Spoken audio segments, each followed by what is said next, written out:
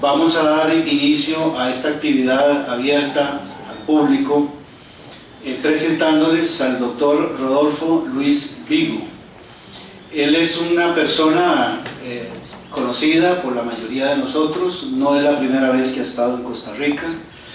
Tenemos el inmenso agrado de poder contar nuevamente con su intervención en el marco de este foro. Como la mayoría de ustedes saben, don Rodolfo Luis es profesor universitario, fue también importante juez de carrera en su país y en los últimos años ha emergido como una de las voces más autorizadas en materia de ética judicial. De manera que con estos antecedentes yo quisiera dejarlos con él, agradecerle desde ya que haya hecho lo posible por acompañarnos en su apretada agenda, pero que sin embargo no quisimos pasar la oportunidad de la 7ª reunión de la Comisión Iberoamericana sin tener este momento de orden académico para reflexionar, para refrescarnos y actualizarnos en la problemática que nos interesa. De manera que sin más, dejo con ustedes al doctor Rodolfo Luis Vigo. El tema que habíamos acordado era derecho y moral en el Estado de Derecho constitucional. Pensamos con José Manuel que era un modo indirecto de hablar de la Comisión Iberoamericana de Ética Judicial y de su objeto. Un modo indirecto, quizás inusual, quizás demasiado académico, puede sonar para algunos, pero me parece una propuesta o tema procedente, ¿no? Dado que más bien, sobre todo aquellos que hemos sido formados en la matriz heredada o importada de Europa continental, hemos sido educados en que una cosa es el derecho y otra cosa es la moral. Y esta tesis ha sido muy funcional al Estado de Derecho legal. Sin embargo, como todos sabemos, aquella matriz europea forjada a partir de la Francia revolucionaria entra en crisis después de la Segunda Guerra Mundial. Como dice un autor, Perelman, simbólicamente a partir del Tribunal de Nuremberg, porque ahí en ese tribunal se condena a los jerarcas nazis por cumplir la ley y violar el derecho. Y ahí comienza, podríamos decir, esta etapa fundacional que se extiende hasta nuestros días de armar, configurar, edificar el nuevo Estado de Derecho, que va a reemplazar el Estado de Derecho legal, que es el Estado de Derecho constitucional.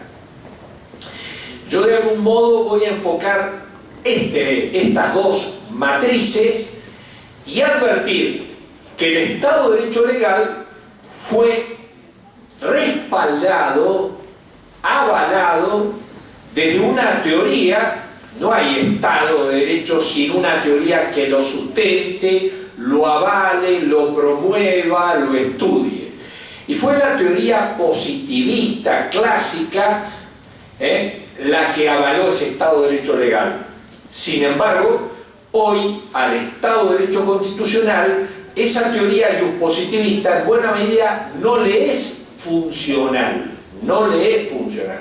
Por eso han surgido nuevas propuestas teóricas que sí resultan funcionales al Estado de Derecho constitucional. Por ejemplo, y en buena medida, las teorías que hoy hemos acordado llamar teorías neoconstitucionalistas. Yo voy a hacer un abordaje en el tiempo previsto, pero la verdad que tengo 9 conexiones entre derecho y moral en este ámbito del Estado de Derecho constitucional.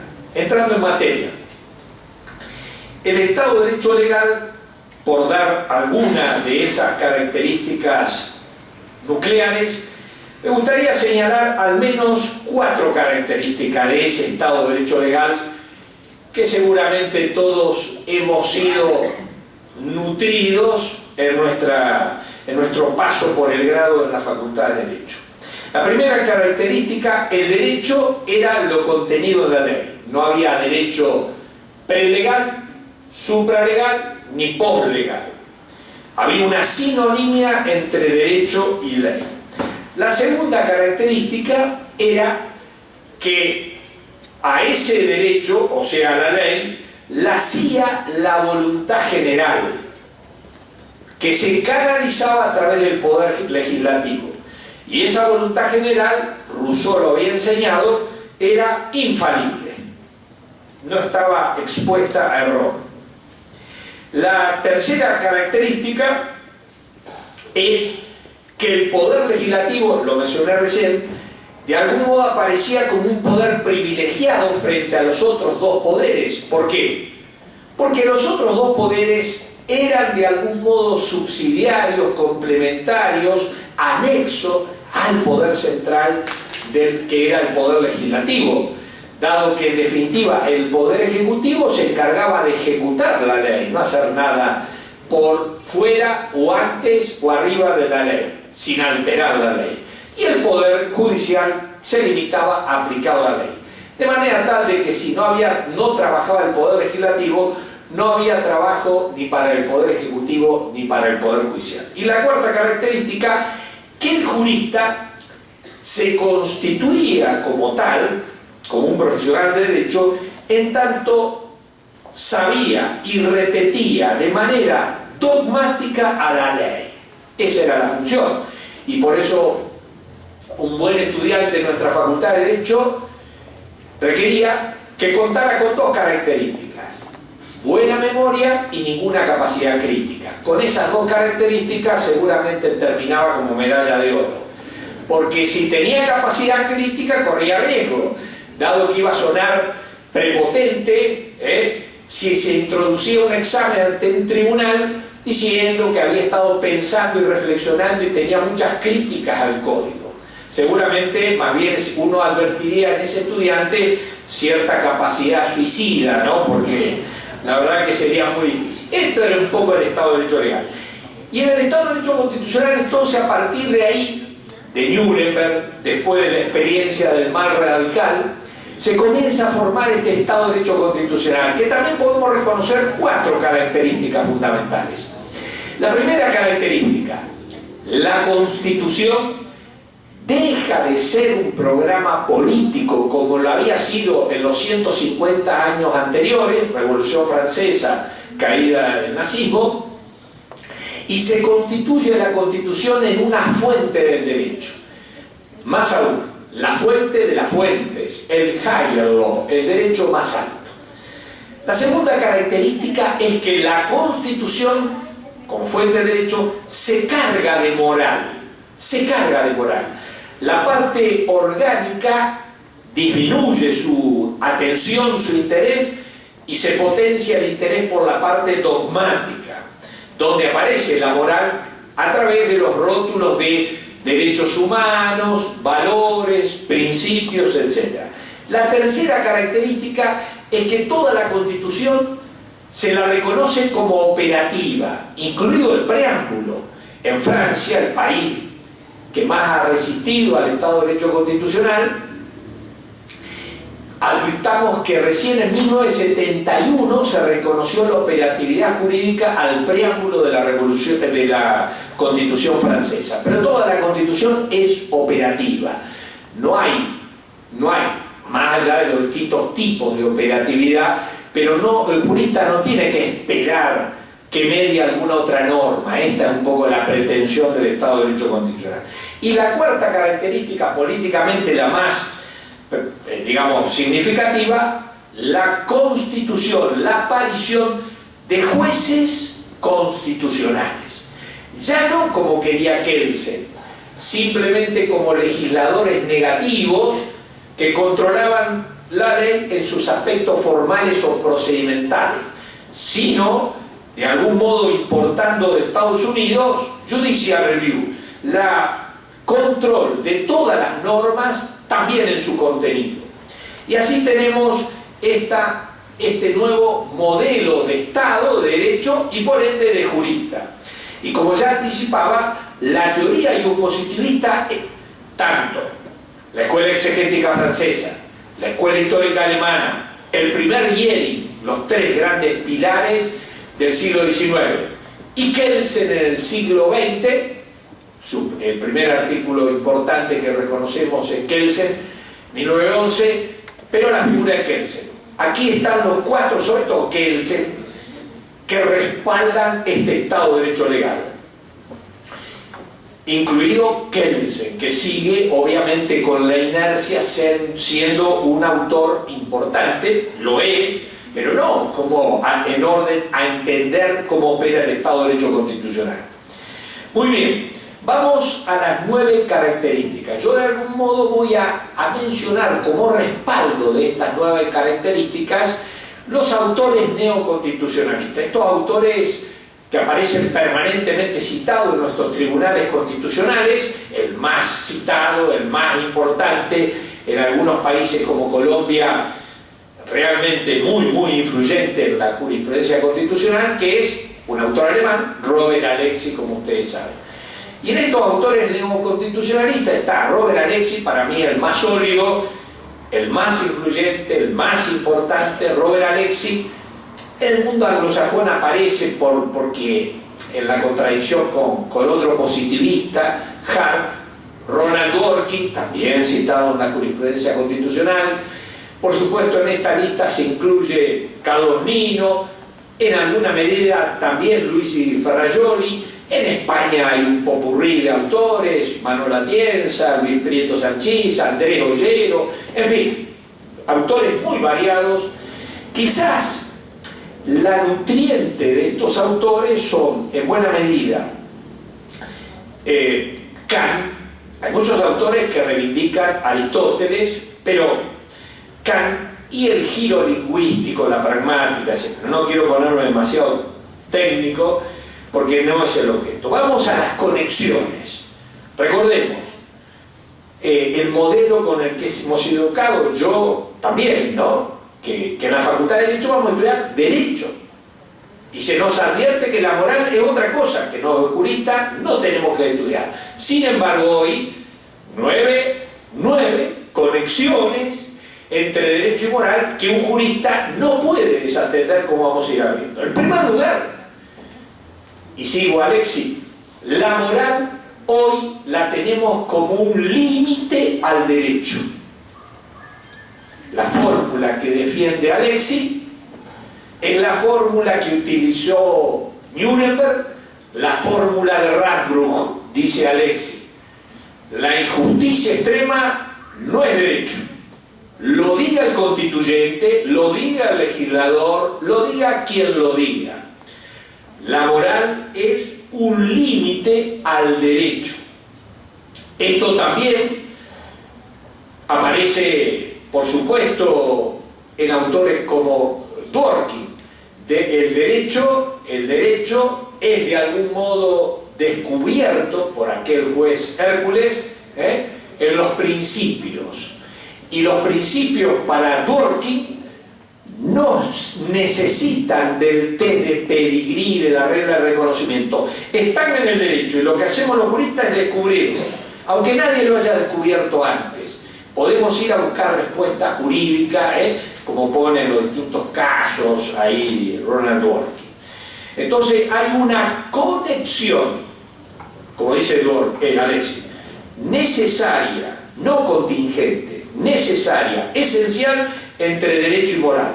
Y esa es para Alexy la clave para entender las dos respuestas que ha habido a lo largo del tiempo. Dice Alexy textual: luego de más de 2000 años sigue habiendo dos conceptos del derecho, el positivista y el no positivista. El no positivista sostiene que hay una conexión esencial y necesaria entre derecho y moral. Aparece esta exigencia. Y esto es obviamente lo que justifica no solamente la presencia de los tribunales constitucionales, sino sobre todo los tribunales supranacionales. Lo que da justificativo en la Corte Penal Internacional es la existencia de que hay un límite moral para el derecho. Y en esa Corte Penal Internacional puede ser juzgado cualquier autoridad más allá de lo que hayan dicho los órganos que han creado el derecho en ese tribunal. Y por supuesto, si nosotros vamos a lo que nos han enseñado, en el modelo iuspositivista del siglo XIX, los códigos sobre todo, obviamente la ley no se cuestionaba. El jurista no debía más. Bush de la loi, Boca de la ley, nos enseñaron a los jueces. Más aún, en la Argentina, el delito de prevaricato lo cometemos los jueces cuando nos apartamos del sentido de la ley. Hay un sentido que el jurista debe descubrir a través de los métodos y repetir para el caso de una manera dogmática. Por eso cuando la ley es clara ni se interpreta, dura lex sed lex, etcétera, etcétera. Y en Kelsen, bueno, por supuesto, por ende, en aquel modelo decimonónico, la ley. Y en Kelsen, ustedes saben que Kelsen era emotivista en materia moral, axiológica, el emotivismo, creía que cualquier juicio moral era irracional. Por eso Kelsen dijo, la justicia es un ideal irracional. Si la justicia es un ideal irracional, no hay nada racional, objetivo o más o menos objetivo y capaz de ser conocido, valen todos los juicios morales, el del nazismo, el que no es nazi, etcétera, etcétera, y quedaría privado de sustento, quedaría privado de sustento también las Cortes Penales Internacionales, porque harían manifestaciones simplemente de la irracionalidad de esos jueces que integran.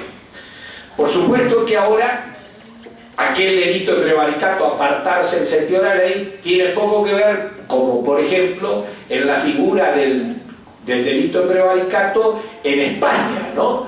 Justamente en la condena del juez Garzón, en la figura del delito de prevaricato se comete, el tipo objetivo es dictar una sentencia injusta, no apartándose de la ley, dictar una sentencia injusta.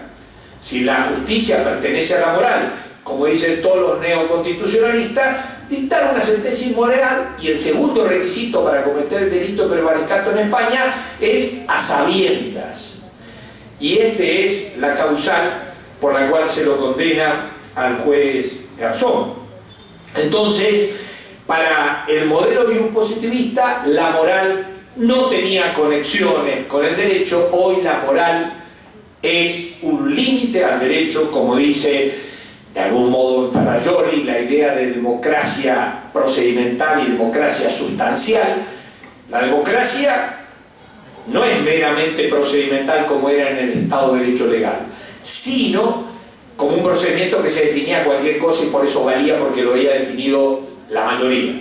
Hoy la democracia es sustancial, dice Farrajoli. Hay cosas no decidibles por la mayoría porque ya están decididas, los derechos humanos, para utilizar la fórmula de Garzón Valdés, es un coto vedado a cualquier autoridad, ahí nadie se introduce, ya está definido eso, los derechos humanos como universales, absolutos, o por lo menos universales e inalienables, nadie los puede enajenar, ni la voluntad mayoritaria, ni la unanimidad, ni el constituyente, ni nadie.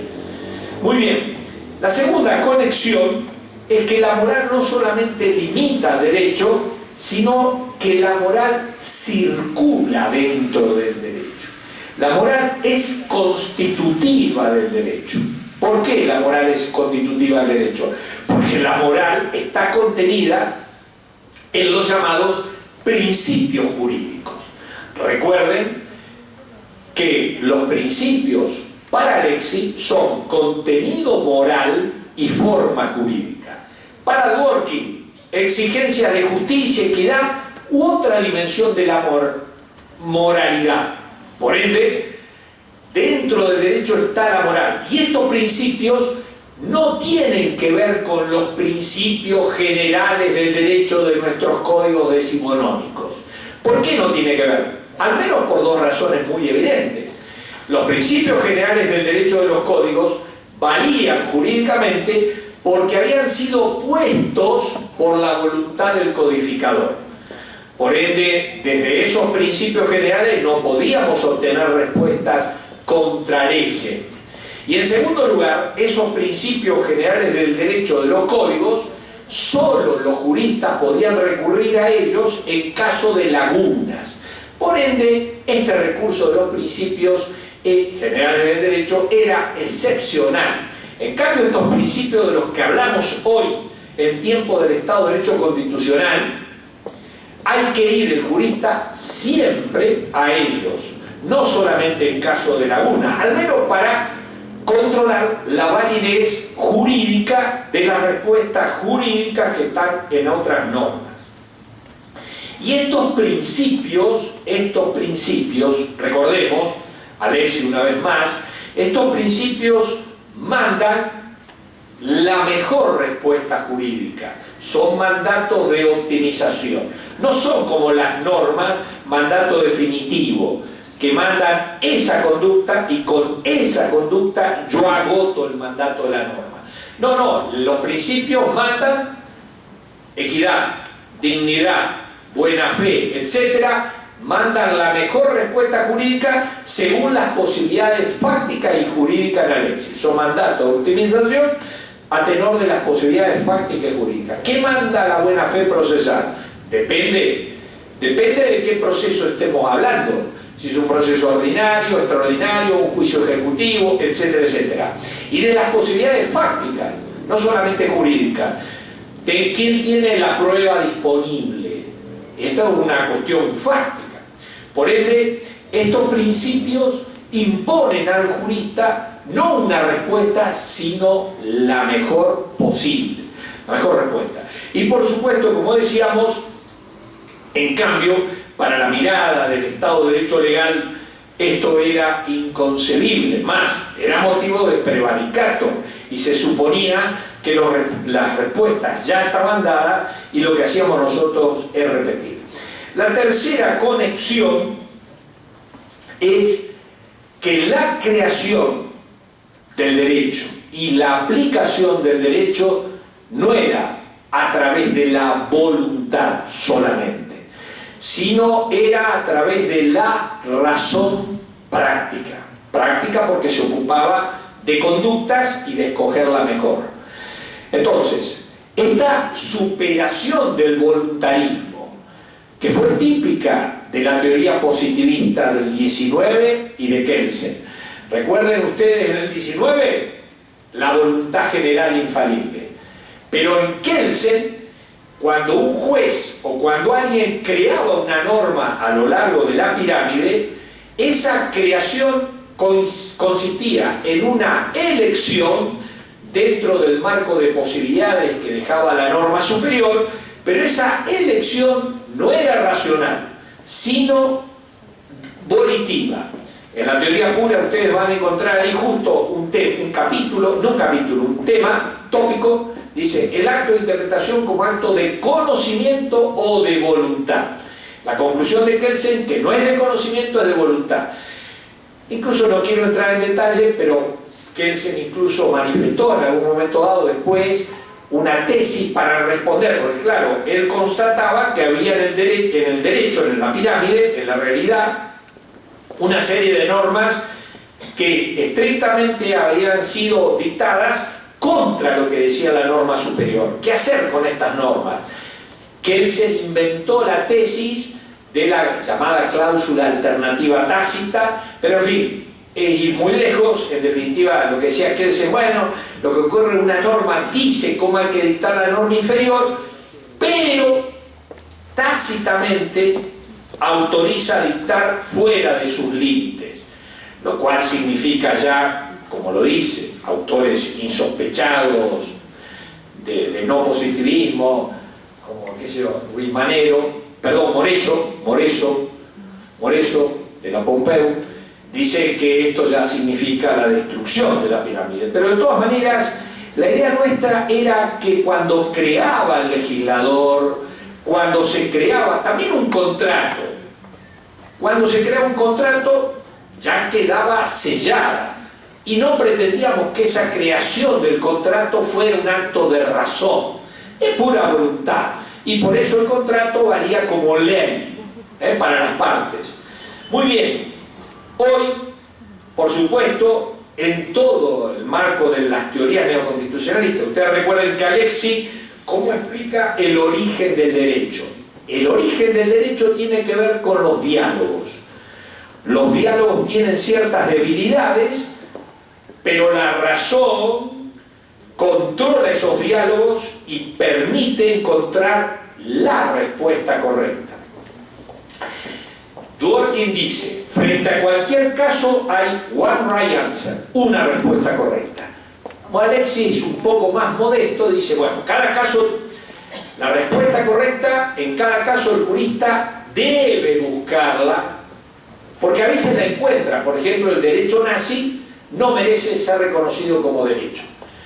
Entonces, a veces la encuentra. Como a veces la encuentra, pero a veces no sabe si la encontró, tiene que buscarla siempre. Esto se llama, en la terminología de Alexis, la respuesta correcta como una idea regulativa, como una idea regulativa. Por ende, todos los autores neoconstitucionalistas vienen a reivindicar que el acto de creación del derecho y de aplicación es fruto de la razón, y desde la razón se controla esa creación y aplicación. Por eso Alexis se plantea, ¿qué debe prevalecer? ¿El derecho parlamentario o el derecho judicial? Y la conclusión de Alexis es que debe prevalecer el derecho judicial. ¿Por qué? Porque el derecho parlamentario, el legislador vota y no necesita dar razones. No necesita tampoco contradecir las razones del otro. En silencio levanta la mano y ya ha votado. Incluso puede entrar en contradicciones. Dijo que iba a votar en un sentido y vota en otro. Y no hay control de razones. En cambio, la matriz del derecho judicial no permite que alguien vote sin dar razones. Y al dar razones aparece el control de las instancias superiores, de la comunidad científica.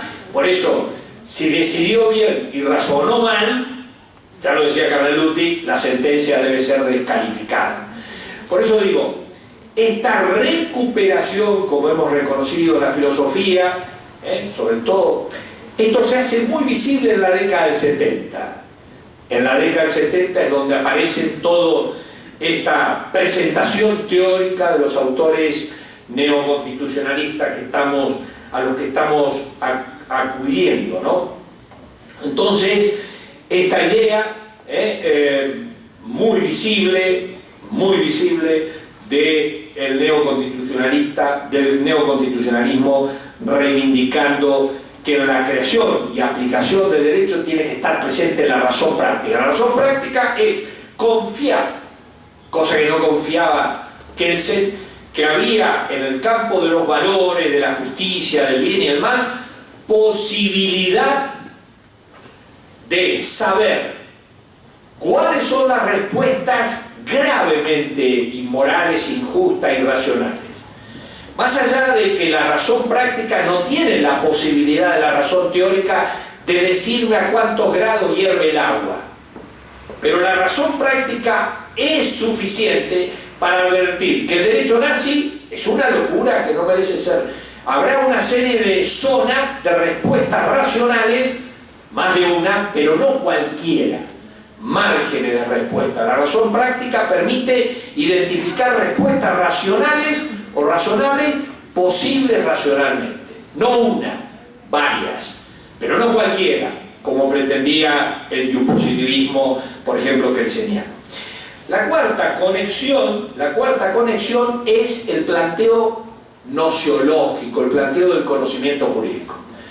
Hemos recibido en nuestras facultades de Derecho una cierta vocación, pretensión en favor de la ciencia jurídica. Por eso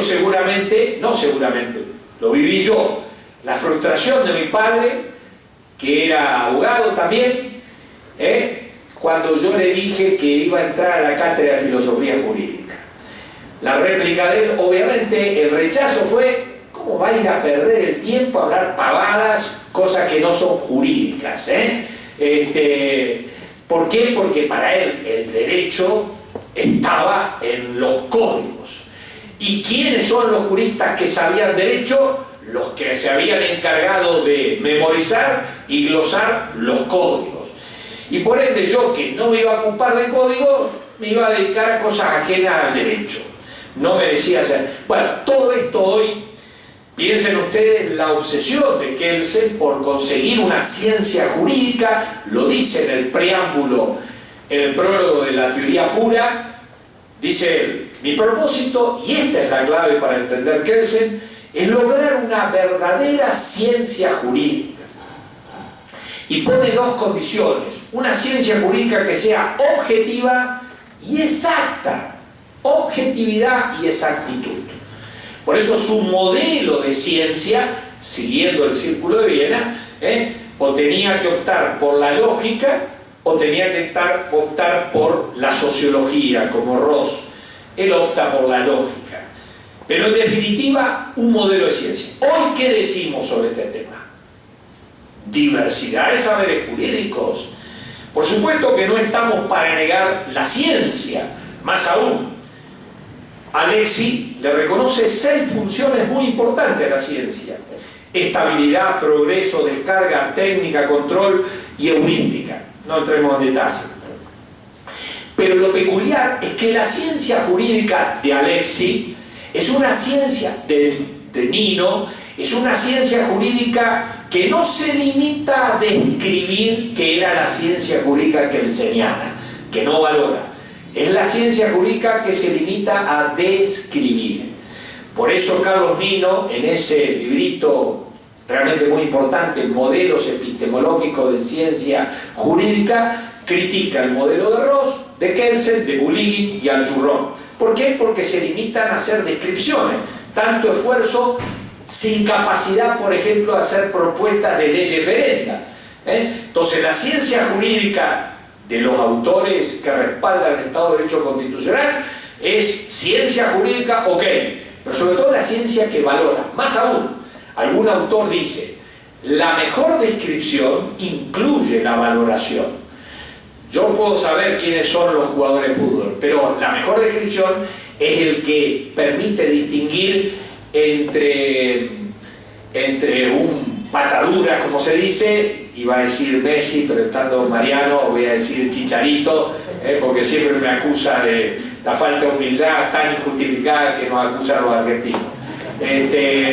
Entonces, pero digo, valorar, describir. La mejor descripción es el que distingue entre Chicharito y algunos, por lo menos yo, jugando al fútbol. Entonces, pero además de ciencia, hoy hemos recuperado la filosofía jurídica. Recuerden, Hércules, el workiniano, el que está en condiciones de decirme la respuesta correcta en cada caso, es juez, pero además es filósofo del derecho. El juez Hércules workiniano. Y la filosofía del derecho en Alexis es central, porque permite introducirme al derecho justamente identificando qué es lo que va a ser derecho, qué es el derecho. Por eso la filosofía jurídica, incluso trabajo hermosísimo de Alexis, que precisamente trata, que es algo inusual, porque piensen ustedes que Kelsen él prefirió hablar de teoría general, de teoría del derecho, y no de filosofía. Algunos otros autores y un positivista, Alf Ross, niega la filosofía del derecho, solamente reconoce que hay problemas filosóficos que se resuelven a través de la sociología. Muy bien, entonces, hay espacio para la ciencia valorando. Sobre todo necesitamos la filosofía jurídica. Piensen ustedes que para saber lo que me dice el principio, contenido moral y forma jurídica, la ciencia no me basta.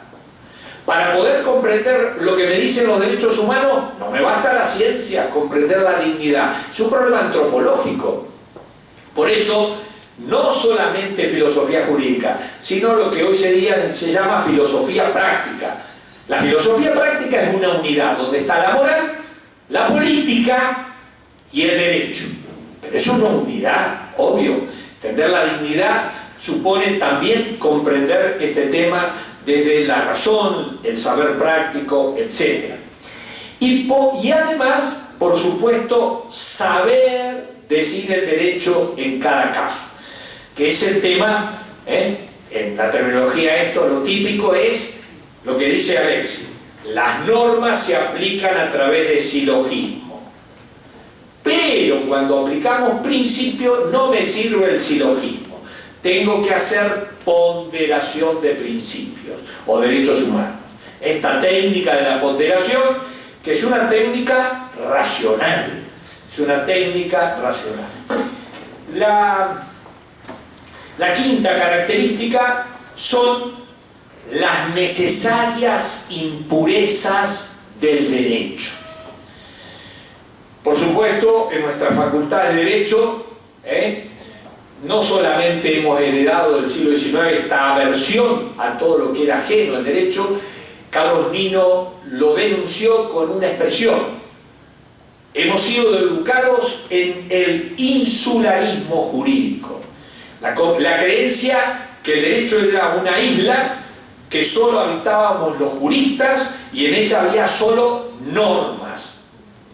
No había moral, no había economía, no había política, no había sociedad, sociología, nada.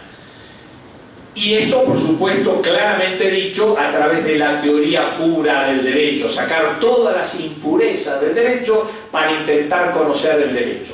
Hoy lo que se le diría a Kelsen es que ese conocimiento del derecho será en realidad apenas una caricatura o solo cáscara, solo forma, que por ahí nos hace confundir y nos hace creer que un maniquí es un ser humano, que esos muñecos de cera, aunque estemos convencidos, no será un ser humano. Por eso la necesidad de abrirnos la cabeza para poder ser juristas y poder cumplir nuestra función a toda la realidad del derecho.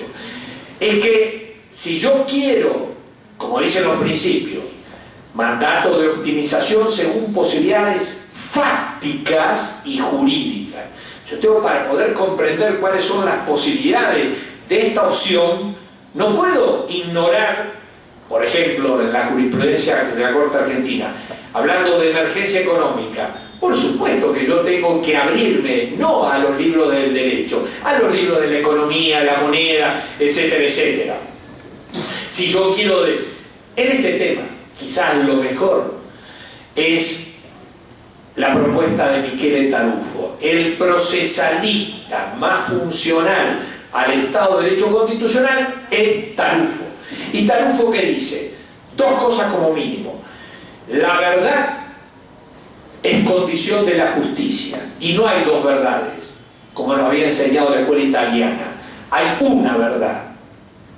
La verdad es una. O Juan lo mató a Pedro o no lo mató. Más allá del esfuerzo. Y para poder conocer la verdad, los juristas poco y nada. Hace 50 años un juicio de filiación se ganaba a través de mucha prueba. Hoy, con un cabello del demandado, punto. Y estará en manos de los peritos decirme si ese cabello es del demandado de filiación. Entonces, toda esta revalorización de la verdad. Y en Tarufo, la verdad no es persuasión, no es coherencia, no es sistémica. La verdad, él utiliza a Tarski, que es lo mismo de Aristóteles, es decir lo que son las cosas y lo que no son. Esta teoría de la verdad se llama teoría de la correspondencia. Decir lo que son las cosas. Y un jurista interesado por ser justo, primero tiene que estar preocupado por la verdad. Y para conocer la verdad, prueba científica cada vez más. Prueba científica cada vez más. Aquí la jurisprudencia de la Corte Norteamericana en Dover es ilustrativa. Quizás sea lo más interesante. Yo lo utilizo mucho, esa jurisprudencia, para marcar cómo esa jurisprudencia sería inconcebible, me parece, dictada por nosotros. Nosotros empezamos a bajar libros jurídicos, una sentencia con mucha doctrina jurídica, flor de sentencia, ¿no? Y lo importante, lo primero es saber quién mató a Juan. Y lo demás, bueno, por añadidura, podríamos decir, ¿no? Vamos a la sexta conexión, el tema de la validez de una norma jurídica. Efectivamente, este tema de la validez es un tema central, porque antes de decidir ese testamento, antes de decidir ese contrato, etcétera, yo tengo que saber si es válido jurídicamente esa norma. Para la visión clásica y positivista, una norma es válida a la medida que sea conforme al sistema. Para el positivismo sociologista, realista de Ross, si es vigente, si es eficaz. Pero que Alexis dice, la validez jurídica se integra por la validez sistémica, por la validez social, pero también se requiere validez ética o moral. Tenemos que saber si esa norma es más o menos correcta, si no es gravemente incorrecta, inmoral, injusta. Y esto vale para un testamento, para un contrato, para un convenio colectivo de trabajo, para lo que sea. Por eso la relevancia e importancia que hoy tiene volver a pensar el tema de la validez jurídica. Yo mismo estoy trabajando, algunas cosas he ido publicando, pero estoy trabajando en este tema que me apasiona, la validez como normatividad justificada, utilizando en buena medida esta fórmula de Nino, y por ahí he distinguido 9 exigencias de la validez jurídica, que son tan muy obvias. Hay toda jurisprudencia para eso, porque la jurisprudencia constitucional argentina lo ha dicho. Lo que es absurdo o irracional no es derecho. ¿Cómo nos van a exigir a los destinatarios del derecho que digiramos cosas irracionales, absurdas? Absurda porque no la dio el órgano que tenía que darla, absurda porque no se respetó el procedimiento, absurda porque no es coherente con el sistema jurídico, absurda porque nadie la desconoce en términos sociales, absurda porque no la puedo comprender, porque dice y niega lo mismo, absurda porque escoge un medio que no lleva al fin que dice, absurda porque niega verdades científicas, absurda porque es injusta, y absurda porque está acreditada que quien dio la norma quería hacer algo injusto. Esa resolución ministerial que tengo acreditado, que firmado el ministro que resolvió esa licitación, tengo firmado que recibió plata para dar esa licitación, para resolverla así. Más allá de que el que salió beneficiado era el que merecía. Bueno, esa norma hay que descalificarla y habrá otro funcionario que resuelva el tema y a lo mejor lo haga ganar al mismo. Pero bueno, este es un tema demasiado profundo, demasiado amplio, pero el tema de la validez entendida no como validez sistémica ni validez social, sino como normatividad justificada. Piensen ustedes que para Alexis el discurso jurídico es un caso especial del discurso moral. Es un caso especial porque es el discurso moral limitado por una serie de exigencias jurídicas.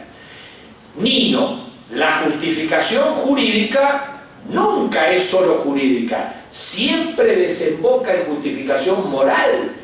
Claro, porque en definitiva, ¿por qué debo obedecer la ley? ¿Es una pregunta moral? Me dicen, porque lo dictó conforme a la Constitución. ¿Y por qué tengo que ser el constituyente? ¿Por qué termino en una pregunta moral? Entonces, vamos a un punto, vamos ahora, séptima conexión, voy terminando, y esto es directamente operativo para la Comisión de Ética Judicial. La moral del operador jurídico. La moral del operador jurídico. Por supuesto, ¿a quiénes hacíamos juez en el Estado de Derecho Legal? Al que supiera la ley. Si él sabía muchísimo la ley, garantizábamos que iba a ser un buen juez. Y no nos damos cuenta de algo muy obvio que hoy todos nos damos cuenta. Es que si Al Capone sabe la ley, más peligroso que si no la sabe. Por ende, hoy sabemos que el problema es también reconocer otras idoneidades.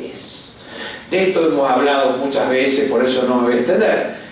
De otra idoneidad. En particular, las idoneidades éticas. Y esto no es muy complicado, como ya hemos dicho. Es Cuando vamos a designar un candidato, entramos a investigar, como el mundo anglosajón, cómo se comporta con el tránsito. Obvio. ¿Qué opinan los que han trabajado para él? ¿Es un abusador, un explotador, etcétera, etcétera? Esto no importa. ¿Qué piensan los clientes? ¿Ha dejado perimir los juicios? ¿Ha cobrado honorario excesivo? No, pero sabe que vio muchos libros del derecho. Pero es peor. Es peor. Entonces, el tema de la idoneidad. Y esto, voy a limitar a citar a Tienza, que reivindica lo que sabemos desde Aristóteles, las virtudes judiciales, ciertos rasgos de carácter que deberían poseer los jueces. Entonces dice, las virtudes de los jueces no pueden ser muy distintas de las que caracterizan a otras profesiones o prácticas sociales. Las virtudes básicas, las virtudes cardinales de origen griego, reciben una cierta modulación en razón de las peculiaridades de la práctica judicial. Obviamente, lo que le pide la sociedad a un juez es lo que el juez le pide a su médico, que esté con el conocimiento actualizado, ¿sí o no? Que además sea honesto cuando le diga que tiene que sacarle el apéndice, se necesita sacarle, que sea honesto, que le cobre lo que le tiene que cobrar, pero no más. En cuarto lugar, que por supuesto tenga reserva, que se entera de muchas cosas que le ha dicho el paciente, que no ande difundiéndolas, que además sea cortés, afable, etcétera, etcétera.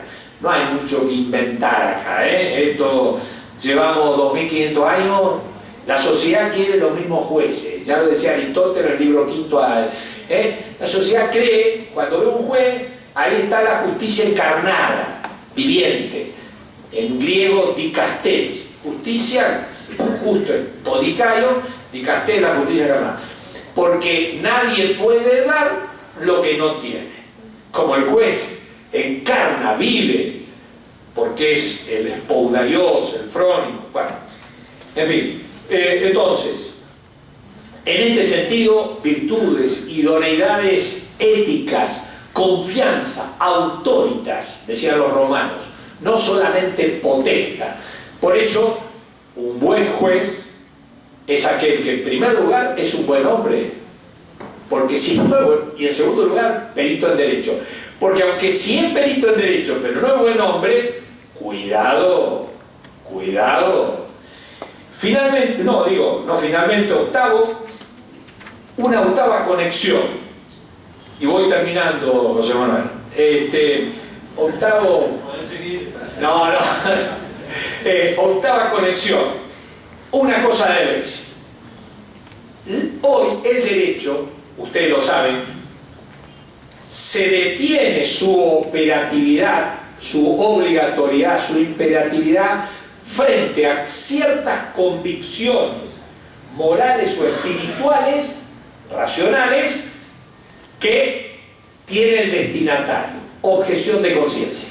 Ese es un límite moral al derecho, pero que no es objetivo, sino es subjetivo. Yo, que soy testigo de Jehová, no quiero recibir transfusión de sangre.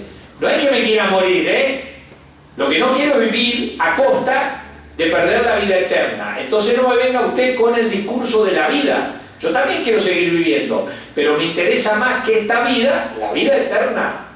Y ahí el derecho se detiene. El destinatario puede oponer sus convicciones morales, siempre y cuando sean racionales. Si un loco, obviamente no, pero hay que hacer control racional de las convicciones morales.